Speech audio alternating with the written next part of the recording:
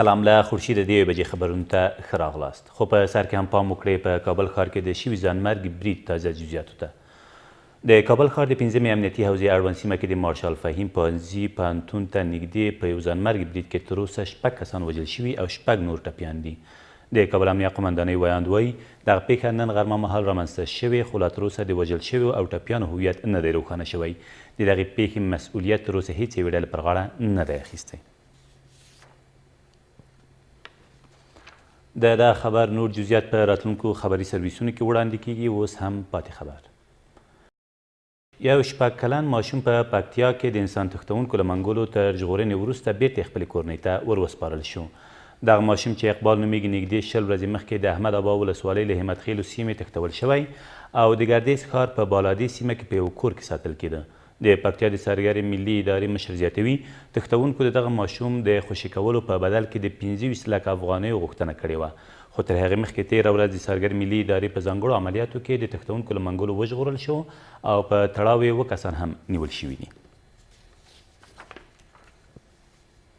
د طالبانو یوه بندخونه د زابل په نوبهار ولسوالۍ کې د افغان ځواکونو له لوري له منځه یوړل شوه او ټول بندیان آزاد شول. د ملي دفاع وزارت د رسنیو دفتر مسؤل وایي په آزاد شویو کسانو کې 14 ولسي وګړي او 12 دولتي سرتیري شامل دي.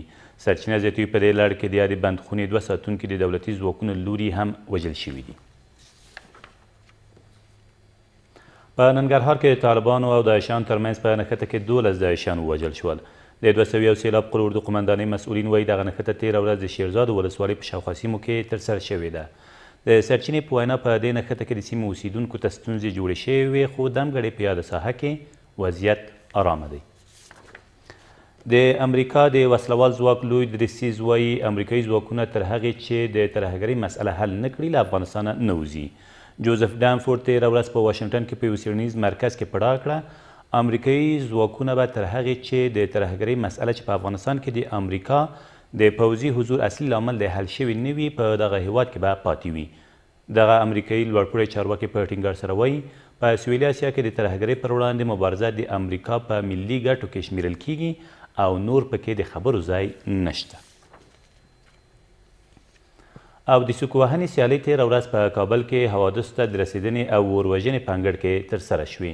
په دې سیالیو کې چې د یاد ریاست قربانیانو ته د درناوي په مخه جوړ شوي وو، له پولیسو سربیره د کابل ښار 15 لوبغاړو ګډون کړی و. د دغو سیالیو په لړ کې حوادثو ته د رسېدنې او اطفائیې ریاست مشر سید نظام الدین پاچا سپورت د اور وژونکو ډلو لپاره یو له مهمو کارونو یاد کړ او د یاد ریاست ټول کارکوونکي یې سپورت کولو ته وهڅول. یک افسر، یک سرباز و یک کسی که در یونت‌های اطفائیه ما در تیم‌های عملیاتی ما اشتراک میکنه، اگر ورزشکار میباشه این برای اجرای عملیات رسیدگی برای مردم برای حوادث یک عمل و یک کارکرد بسیار خوب و نیک است و بسیار مفید تمام میشه. دا تر دې مهاله وروستي خبرونه، تر بیا مو الله مل.